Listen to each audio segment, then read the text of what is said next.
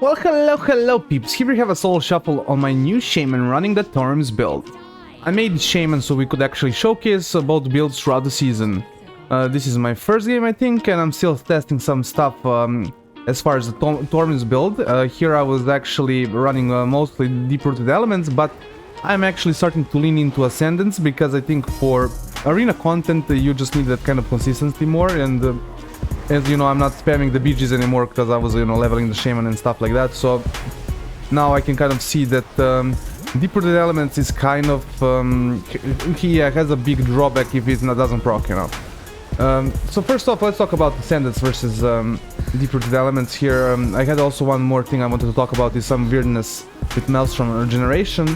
But first, let's talk about deep-rooted elements, and I think the procs can really kind of make or break you, and unfortunately, many lobbies you will just have you don't get any procs throughout the entire 6 rounds. In others, you'll get like multiple procs around, and it will feel great. But at that point, you're just playing casino. On the other hand, Ascendance is just consistent, and I have found out recently, with some recent testing, it can be used separated because of its length of 15 seconds. And even if you get CC'd on Doomwind portion, and or you don't use Doomwind at all, it's still one of the most damaging cooldowns on its own. So it's guaranteed damage every round. Even BGs in my recent kind of testing with the Mastery stacked Ascendance, I topped the damage meters simply by playing on my cooldowns and even defending when I didn't have my cooldown. So like with literally downtime in between those 3 minutes and then just damaging on those 3 minutes. So as of right now, I would kind of advise you to swap away from the deep-rooted elements into Ascendance for the kind of consistency. And you're always guaranteed to do a lot of damage if you're running Ascendance, but if you're running deep-rooted elements, it's just a procs. Procs can make or break you. You can sometimes get double procs, 2 procs in a row, which can do insane damage from the base damage of the Ascendance proccing. So unfortunately, it's just I wish deep-rooted elements was one of those like stacking things, right? Where if you had like, I don't know, you cast 30 Storm Strikes, you get 6 seconds of Ascendance, So like something like that, I feel like would almost, well, not 30 kind of Storm Strike would be a lot, but you know what I mean. Like it's not consistent, and it's just gonna. Unfortunately for this build, it's very crucial, right? For Thorims, it's just very crucial to have Ascendance. The other thing that I wanted to talk about is the fact that Lava Lash and Ice Strike inherently, Lava Lash doesn't like at all, but they can't make Maelstrom. And that kind of is weird to me, especially if you kind of read into the wording on Maelstrom weapon where it says that any melee attack, right?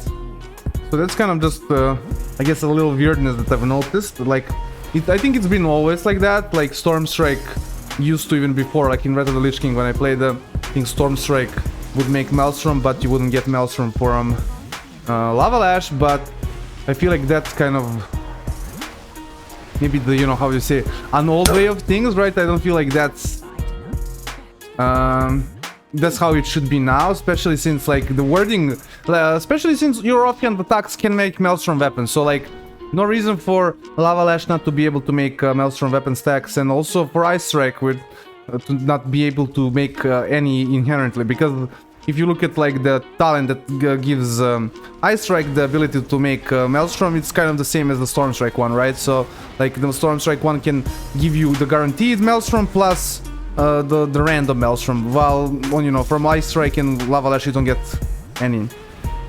And how would you say, this is probably right intended and whatever, but I feel like this would just make Enhancement Special, the build, the Elementalist build, the Lava Lash build feel just a lot more fluid to play, right? And a lot more, consistent. Of course, it will also make it better in PvP versus like certain comps, like caster comps right now, which is very hard for you depending on the casters, right? If there's no pet class or anything like that, you're not gonna have a very good Maelstrom generation. So it's just kind of an unfortunate, I guess, a thing that just cropped up in my mind because of the kind of caster meta, and then I went to test it out, and I'm like, why does my offhand create Maelstrom, but I can't Lava Lash to make Maelstrom, or Ice Strike without the talent, of course, to make a Maelstrom, which kind of weird. And I'm pretty sure everything else, like Crash Lightning, I know definitely makes Maelstrom. Thundering, I'm pretty sure makes also Maelstrom, so it's just kind of weird. I must say, just kind of a weird separation in my opinion, so I feel like that's something that could be, you know, kind of adjusted in the future, but I don't know how. Tell me down in the comments how you feel about it personally.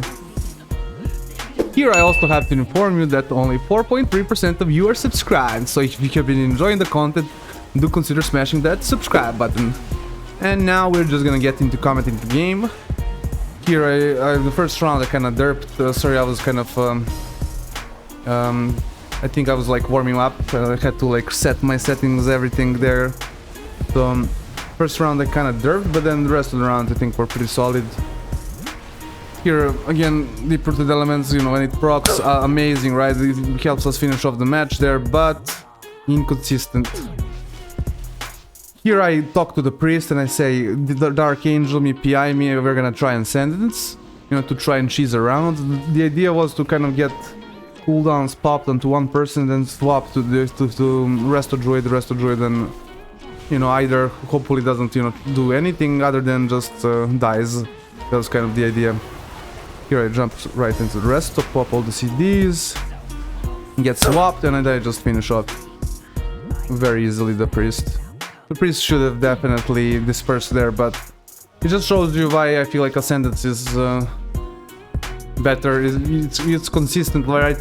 Sure, it's a huge cooldown, but it's guaranteed. Like, deep-rooted elements is so random, and it can happen when you get CC'd, right before you're gonna get CC'd, and stuff like that, and it's just like this. It's kind of a control situation.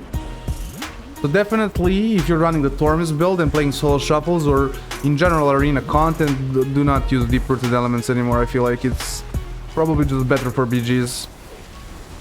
And also mastery, like if you want to play both builds, I feel like you can. I haven't like tested it much. I need to test it more in like a solo shuffle environment, but like as far as BGs and on the target dummy, literally mastery stacking works with the Thorim's build extremely well, actually, like surprisingly well. So you're definitely, if you went for the elementalist build and you know you start, you know, stacked up mastery, you can still play the Thorim's build. It's probably not gonna be, it's gonna be a lot weaker other than the Ascendance cooldown, but in the Ascendance cooldown you're gonna be pumping. You're just training priest as much as Genki. That's a bad focus, bad focus cast. Here, I must say I'm pretty damn lucky this game. I relatively got like Ascendance, a deep-rooted element proc like every single, I think, round almost. And I got them probably multiple in a few rounds. I'm just pumping the priest. I feel like priests are so like, I don't know why, but like Shadow Priest feels unkillable, honestly. But then if you don't like train the priest, it's also like a huge problem. I feel like, so it's, yep, and we get the feral there. Nice. Well, I hope you've enjoyed this little video. Like, comment, subscribe, all those things the YouTubers want you to do, and have a nice day.